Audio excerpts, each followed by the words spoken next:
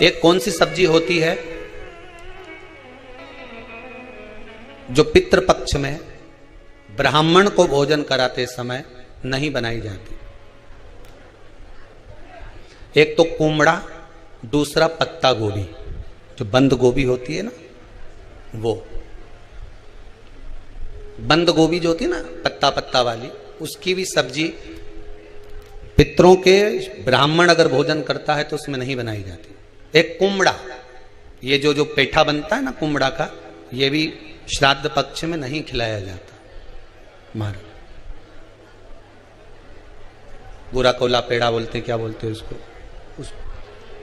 श्राद्ध पक्ष में उसको भोजन में नहीं दिया जाता। ब्राह्मण के भोजन, महाराज ब्राह्मण के भोजन में श्राद्ध पक्ष में सबसे ज्यादा जरूरी है दूध की खीर, दूसरा तुरई या गिलकी का भोजन, या तो सब्जी बनाओ या भजिया बनाओ, कुछ भी बनाओ। तीसरा मांस की दाल का भोजन, उड़द की दाल का भोजन। उड़द की दाल का या तो दही बड़ा बना लो, इमरती बना लो, या फिर बड़ा बना लो, या पकोड़ा बना लो, पर उसका भोजन होना जरूरी है। 3 भाग दूध का भोजन आहूतों के हिस्से में चले जाता है, गिलकी और तुरई का भोजन पितरों के हिस्से में चले जाता है, मांस की दाल का भोजन, उड़द की दाल का भोजन प्रेतों के हिस्से में चले जाता है। इसलिए ये 3 भाग का भोजन ब्राह्मण जब श्राद्ध पक्ष का भोजन करे तो उसमें बनाना जरूरी। कई लोग कहते हैं गुरुदेव जब हम गया जी से आ जाएं तो क्या ब्राह्मण भोजन कराना जरूरी है? क्यों नहीं, कराओ, क्यों नहीं करा? क्या गाय की रोटी निकालना जरूरी है? स्वान की रोटी निकालना जरूरी है? कौवे की रोटी निकालना जरूरी है? हम कहते हैं अगर श्राद्ध गया जी का हो गया तो भले कौवे की मत निकालो, पर गाय की, स्वान की, ब्राह्मण जन की भोजन प्रसादी जरूरी।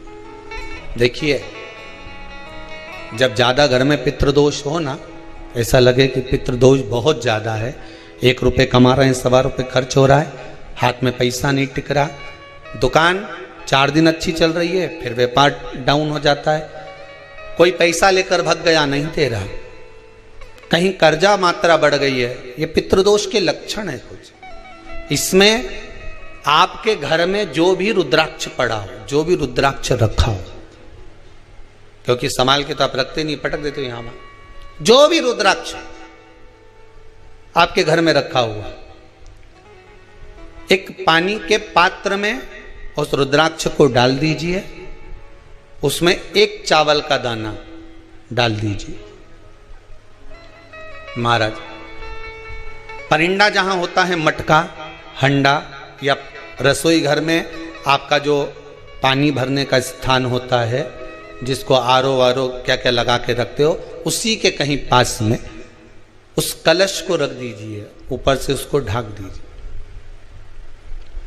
शाम के समय, सुबह रखा 10 बजे से 12 बजे के बीच में, शाम के समय प्रदोष काल में भगवान शंकर का नाम स्मरण कर कर, ओम नमः शिवाय बोलकर, श्री शिवाय नमस्तुभ्यम बोलकर, या महामृत्युंजय मंत्र का स्मरण कर कर, या गायत्री मंत्र का स्मरण कर कर, जो मंत्र आपकी बुद्धि में, विवेक में समाहित हो, उस मंत्र का नाम लेकर राम कृष्ण हरि जो बोल सकते हो, एक घी का दिया अवश्य प्रज्वलित करें, लंबी बाती का। कौन सी बाती का? फूल बत्ती का नहीं, गोल बत्ती का नहीं, लंबी बाती का। बत्ती का मुख दक्षिण की ओर, कहां पर होना चाहिए? दक्षिण की ओर, ना पूरब, ना पश्चिम, ना उत्तर। बत्ती का मुख कहां हो? दक्षिण की ओर। जैसे श्राद्ध पक्ष में ब्राह्मण को जब भोजन कराते हैं तो ब्राह्मण का मुख श्राद्ध पक्ष के भोजन कराते समय अगर पूरब, पश्चिम और उत्तर का होता है तो श्राद्ध के भोजन का फल नहीं मिलता। उसका मुख दक्षिण का होता है तो हमारे घर के जितने भी पितर उस तिथि में गए होते हैं सबको उसका भाग मिल जाता है और पितृदोष समाप्त हो जाता है। इसलिए ब्राह्मण का मुख श्राद्ध पक्ष में भोजन कराते समय दक्षिण का होना चाहिए। यहां तक शास्त्र कहता है महाराज, अगर गौ माता को श्राद्ध पक्ष में अगर भोजन दे रहे हो तो गाय का मुख अगर दक्षिण का है, गाय का, आपका मुख भले उत्तर का हो, गाय का मुख दक्षिण का हो, आपका मुख भले पूरा पश्चिम कहीं का, गाय का मुख अगर दक्षिण में, अगर आपने दक्षिण में गाय को खड़ी कर रखा है और दक्षिण में उसका मुख और आप भोजन दे रहे हो तो शास्त्र कहता है कि किसी पिंड की जरूरत नहीं पड़ती, गाय स्वतः कल्याण कर देती है, गौ माता स्वतः कल्याण कर, दक्षिण मुखी हो। तो दिए की जो बाती का मुख कहां होना चाहिए? दक्षिण का। जब दक्षिण का मुख हो, दक्षिण की ओर बाती हो महाराज, तब दक्षिण की बाती जलाने के बाद में भगवान से वहीं पर प्रार्थना करें। जो कलश रखा है उसके ऊपर जो प्लेट रखी है, ढाका गया है, वहां अपना सीधा हाथ रखें और अपने पूर्वजों का, अपने पितरों का स्मरण करें कि मेरे धन को लेकर कोई चले गया, मेरा व्यापार ऐसा चल रहा है, मेरा घर में बच्चों का विवाह नहीं हो रहा, या घर में इतनी अशांति है या तकलीफ है या कष्ट है, ये सब का स्मरण कर कर उस कलश को रात्रि भर रखे रहने दें।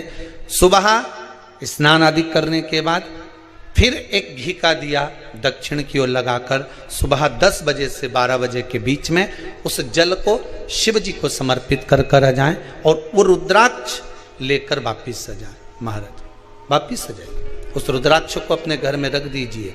वर्ष भर वो रुद्राक्ष आपको कभी बीमारी से नहीं घिरने देगा, कभी किसी जगह खड्डे में नहीं जाने देगा, वो उन्नति की ओर ही बढ़ाएगा। भले कोई भी रुद्राक्ष हो, 1 मुखी से लेकर 14 मुखी, 20 मुखी, 18 मुखी, जो रुद्राक्ष आपके पास में, आप तो उसका स्मरण करिए,